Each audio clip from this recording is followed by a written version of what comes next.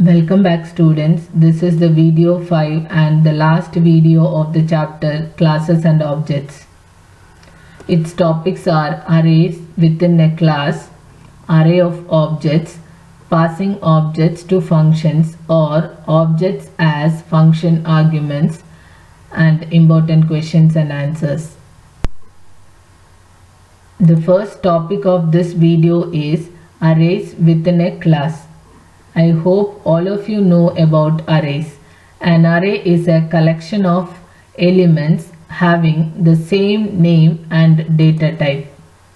We represent an array in a square bracket. You can define arrays as a data member of a class. For example, class student, then its data members are register number, name and marks, and member functions are get data and show data. Here name and marks are arrays.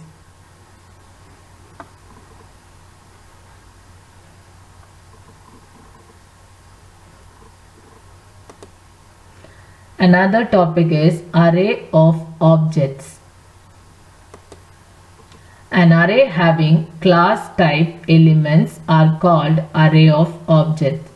Let's see an example. Class student, its members, then S of 4. Here S is an object of array. That means there are 4 objects in the class student. The first object is S of 0, then S of 1, S of 2 and S of 3. Now let's see an example C++ program for array of objects and array within an object. This program is for reading and display 3 students' details. First header file iostream.h, then class student, its data members and member functions.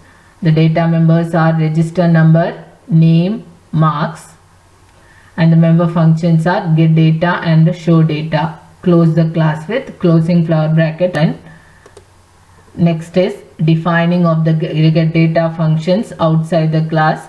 The statements of get data function are: one is reading of the register number, then name, then 4 subject marks. Then the show data function, it's the output function. It display the name, register and marks of each students. And the main function, here we have defined array of object. The name of the object is S and its size is 3. That means we are defined 3 objects in it. So we are going to call the get data function and show data function for 3 objects. So you have to define a for loop there. For I is equal to 0, I less than 3, I plus plus, then S of I dot get data. Then the same for loop and statement for output. Then return 0, close the main program. The next topic is passing objects to function or objects as function argument. You can pass an object to a function as an argument. It will be considered in the same way as any other type of data in a class. Its syntax is return type, member function name, then class name, object name. Usually we pass members inside the function. Here we are passing the entire object as a function argument. The last topic is difference between structures and class. You have already studied about the structures in the last year and now you studied about classes.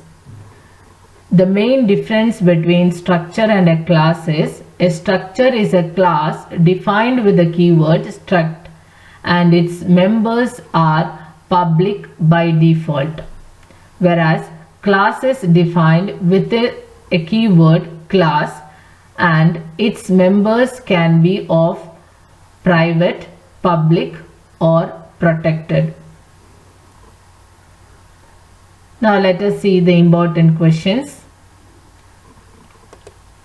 Only one question from this topic, that is, what is meant by array of object? It was asked in June 2017 for 1 mark. An array is a collection of elements where all the elements are same data type. An array having class type elements are called as array of objects. This is the end of the video as well as the chapter. Thank you.